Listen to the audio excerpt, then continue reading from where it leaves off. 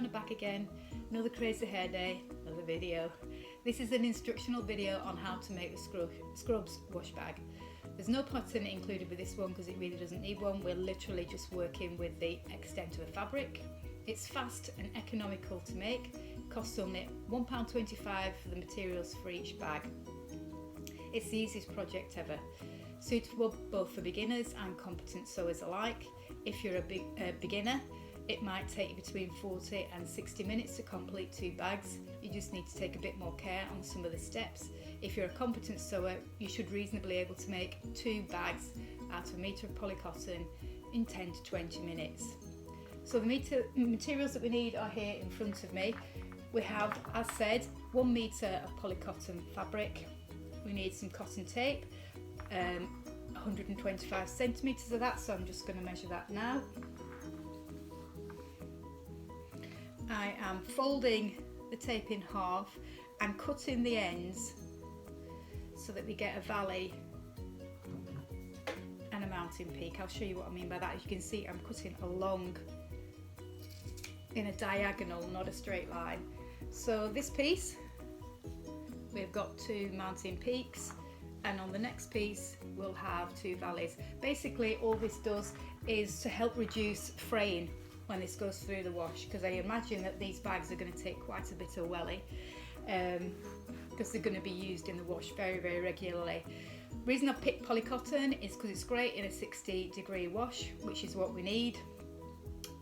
That's what we need for the scrubs, the temperature for the scrubs to be washed at, to help reduce cross-contamination and infection from COVID-19. 60-degree wash, so something like polycotton is ideal.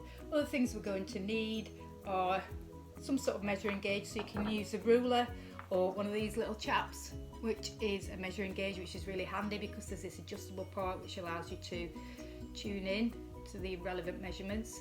We're going to be looking at this at the inch mark, or 2.5 centimetres in metric. Other thing you need is a marker pen that contrasts to the colour of your fabric. It's something that needs to stick out because it's at a point where it tells you that you're reminding yourself to stop sewing.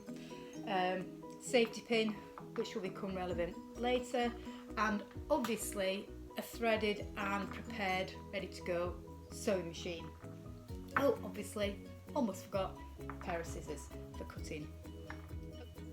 I'm just going to move some of these bits and pieces out of the way until we need them, and then we can have a good look at the fabric that's laid out in front of us.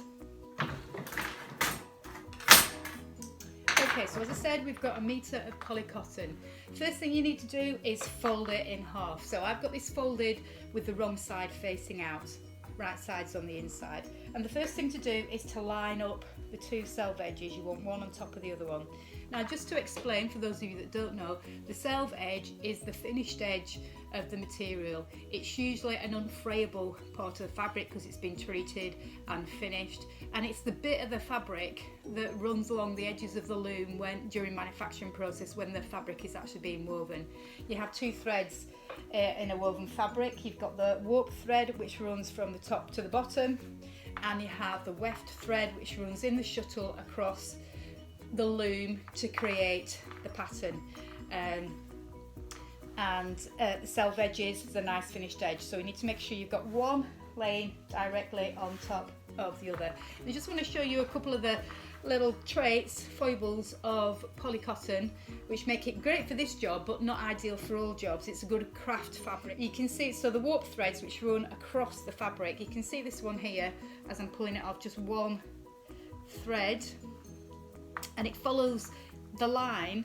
Polycotton is really good for ripping straight off the roll, but you can see that this fabric somewhere in the manufacturing process has got slightly twisted.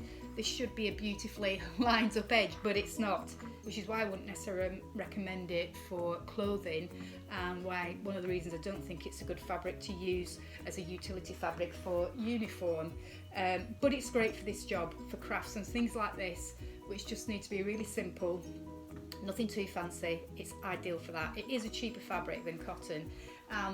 There are reasons for that. The fabric is made up, the fibres are made up of a blend of cotton and polyester. Usually the higher portion is polyester, so this is a 60-40 blend. And the advantage of that is it makes cotton more hard wearing. It gives a little bit of stretch, which cotton on its own has none of, and it doesn't crease, which in most circumstances is ideal, because if you don't want your clothes or your things to crease, that's perfect. If you want to keep cut down on the ironing, we know that cotton creases like crazy. But if you do want the fabric to crease and press, then we've got problems, because polyester doesn't do that very well. It resists it, which is one of the things I'm going to show you right now. So we're going to do something called finger pressing. And for those of you who are beginners or don't feel very confident at finger pressing, this is where you need to get your iron out and use your iron. Once you've got these two edges lined up, one selvage on top of the other edge, and you've got your fabric smoothed out all nicely, we're going to finger press this edge, and that is literally what I'm doing, pressing the edge down with my fingers. If you've got any paper creasing tools, they're also fabulous for this job, and you just literally run them down the length of the fabric. I suppose you could use end of a ruler, a non-serrated knife might also do, not anything that's sharp and will cut through, but something like the old style butter knives would be great. And what we're trying to achieve is a bit of a crease here.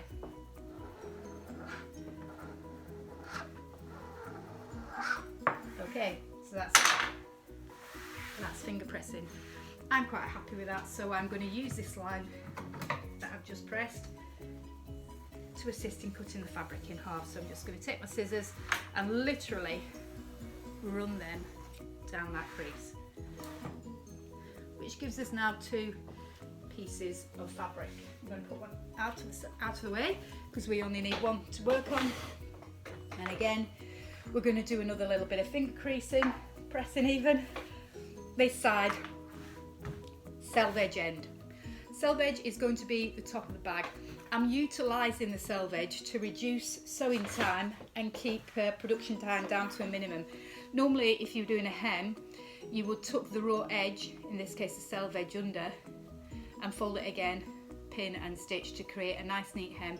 All the raw edges, unsightly bits are tucked out of the way. Because we're trying to make this quickly and cheaply, and I'm trying to utilise all the fabric and not create any waste, we're going to utilise this edge, this finished edge, to take down some of our production time, and as I say, create less waste. So what we need to do now is finger press this edge. Now we need to be looking at it again, the wrong side up, and we're going to fold that edge over 2.5 centimetres, or an inch if you prefer. And this is where you need your ruler. I'm going to use my sewing gauge, and I'm going to cheat a little bit and guess where I think the 1 inch mark is across away from the selvage, and fold that down. Look at that, bang on. I've obviously done this more than once. And then what we need to do is just press down this edge, and I'm going to slide my little gauge along just to make sure that I keep that crease 2.5 centimetres distant from the edge, and then just press, and again, until we get a nice finger creased edge as we had on the other side. Now again, if you're a beginner, if you don't feel confident just pressing it with your fingers, because polyester, as I said, is quite resistant to this. If we were just using 100% cotton, you will get a really nice crease with this really easily just by pressing with your fingers. It's one of the advantages of cotton. Okay, so we've got our nice creased edge there. I am just going to run over it once with my paper creaser just to give it one more go. Now this is going to help us a little bit later on, and it's just trying to cut down on some of the work. It's easier to do this job like this before we've done any sewing to the fabric. Okay, nicely creased edge. Right, now we're going to jump to pinning. So we need to fold the other edges together. The raw edges that have been cut and ripped apart, we're now going to pin together. So this is the bottom edge, opposite to the selvage, which is still up here. and we're going to pin, and we're going to start sewing from this corner. So in fact I want to flip it the other way just to make it easier on the sewing. When you're pinning and sewing, you generally start in the top left hand corner. It just makes it easier on the machine because it means that you're only going to have your selve edge underneath the machine, and all the rest of the fabric is going to hang off the machine to the right hand side.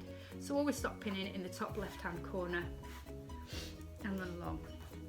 Now I'm putting my pins in vertically, and I'm using quilter's pins, which are really nice and fine, and again to cut down on construction time because I can actually sew over these and I don't need to take them out. Now this is the edge which is a little bit wonky. You can see it's causing a bit of a twist in the fabric, which is why, like I said, for clothing I would not necessarily recommend it, but for here it really doesn't matter. This is not meant to be a Gucci bag, it's just a simple wash bag, so we don't need to go crazy about slight imperfections.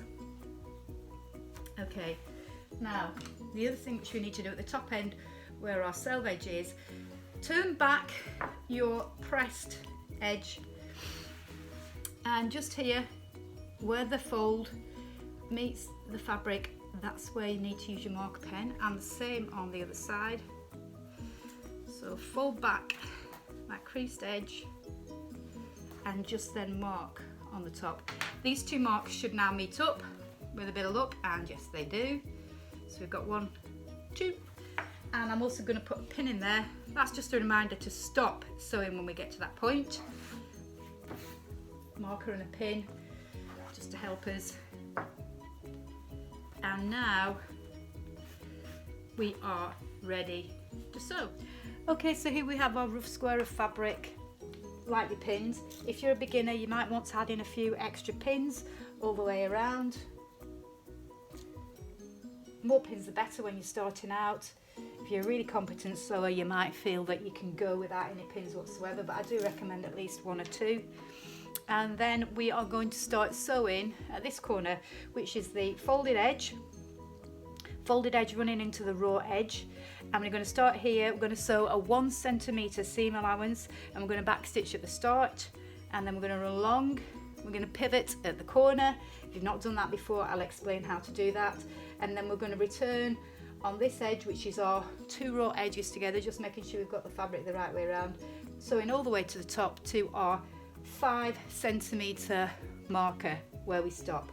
Now at this point you need to backstitch a little bit extra than you would normally. This is the bit of the bag that's going to take all the stress and tension where the bag's yanked closed and pulled open again. So that bit is going to take a lot more wear and tear than any of your other sewing. So the little bit of extra care with backstitching is required there.